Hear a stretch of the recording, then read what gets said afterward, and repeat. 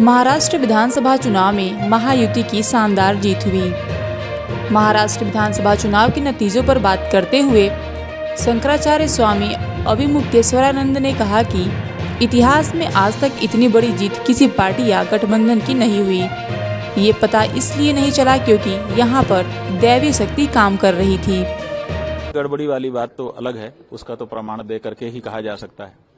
अगर प्रमाण होगा तो उस पर विचार करके बाद में चुनाव निरस्त भी हो जाएंगे, वहां के जहां गड़बड़ी बता सकेंगे विपक्षी लोग। और केवल कहने के लिए तो हर समय जो हारता है वो कहता ही है, ये कोई बात नहीं। मूल बात यह है कि जो चुनावी पंडित हैं, जिन्होंने पूरा जीवन इसी बात को समझने में लगाया हुआ है, वो कुछ दिन तक पहले तक कह रहे थे कि महाराष्ट्र में स्थिति जो सरकार है उसकी खराब होगी। लोकसभा का चुनाव हुआ, उसमें परिणाम भी उसी तरह के आ गए, तो ऐसी परिस्थिति में और भी यही धारणा बन गई। उसके बाद चलता ही रहा, ज्यादा से ज्यादा खींचतान के बराबरी पर मुकाबला लेकर आए कि कुछ भी हो सकता है। लेकिन जब परिणाम आया तो आप देख रहे हैं, आज तक के इतिहास में इतनी बड़ी जीत किसी पार्टी या गठबंधन की नहीं हुई जो अब हो गई। तो ये पता क्यों नहीं चला लोगों को?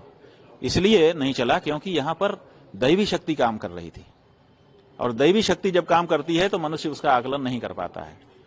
हम लोगों को आभास था, इसीलिए आपने देखा होगा इतिहास में पहली बार एक शंकराचार्य के रूप में हमने किसी पार्टी के लिए कहा कि उसको जनता को चाहिए कि उसको वोट दे, आशीर्वाद करे। ये क्यों कहा? हम अपनी मर्यादा को भूल रहे थे क्या? नहीं, भूल नहीं रहे थे, लेकिन हम दैवी जो शक्ति है उसका अनुभव कर रहे थे कि ये आशीर्वाद एकनाथ शिंदे को मिल गया, क्योंकि उस व्यक्ति ने धारा से विपरीत जाकर के 78 साल की आजादी के बाद के इतिहास में जो नहीं कोई नेता कर पाया, ऐसा काम उस व्यक्ति ने कर दिया। गौ माता को पशु सूची से हटा करके राज्य माता का दर्जा दिया। उसी समय हम लोगों को लगा था कि ये गौ माता का आशीर्वाद इस व्यक्ति को मिलेगा, और जैसे जैसे चुनाव आता गया हम लोगों को ये बात दृढ़ता से समझ में आने लगी। तभी हम लोगों ने कहा था, और हमको बड़ी प्रसन्नता है कि गौ माता ने अपने बेटे एकनाथ शिंदे को इस तरह का आशीर्वाद दिया।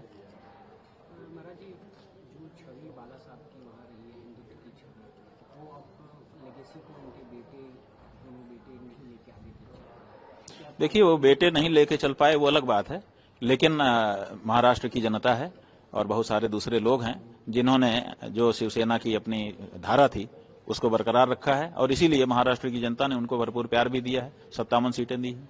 इसका मतलब है कि बाला साहेब का जो विचार था हिंदुत्व के पक्ष में, वो आज भी जीवित है। हाँ, उसका नेतृत्व अब उनके बेटे नहीं कर रहे हैं बल्कि उनके शिष्य कर रहे हैं। ये बात है।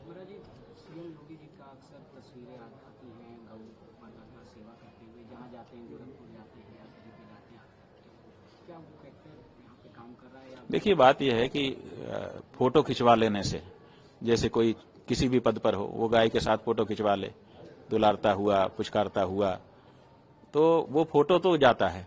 कुछ लोगों पे उसका भी, फोटो का भी प्रभाव पड़ जाता है जो वस्तु स्थिति को नहीं जानते हैं। वो फोटो देखते हैं, सोचते हैं कि देखिए गाय के प्रति कितना भाव है इनका, तो वो तो चले जाए। लेकिन आजकल क्या हो गया है कि जागरूकता बढ़ गई है, हर व्यक्ति के हाथ में सूचनाएं आ गई हैं, तो इंटरनेट पे लोग देख लेते हैं, तो डाटा भी देखते हैं कि ये जो प्रदेश का मुख्यमंत्री है ये गाय को प्यार तो कर रहा है, लेकिन इसकी गाय की स्थिति इसके प्रदेश में क्या है।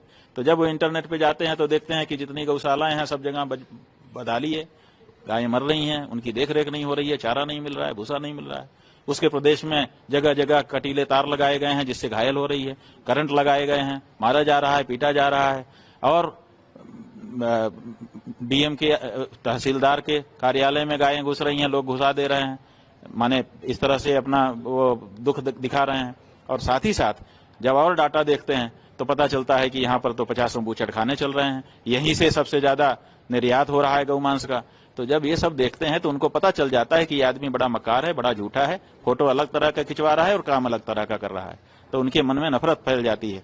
तो इसलिए फोटो कहीं कहीं काम, जहां जानकारी नहीं है वहां काम करता है, सब जगह फोटो काम नहीं करता है। 9 में से 7 सीट, देखिए अगर कोई समान बल वाले लोग होते तो 9 में से 7 कोई अच्छी बात थी कि 9 में से 7 जीत लिया, लेकिन एक चैंपियन आए और वो 9 में से 7 जीते, तो ये अच्छा नहीं है। यहाँ तो 9-0 होना चाहिए।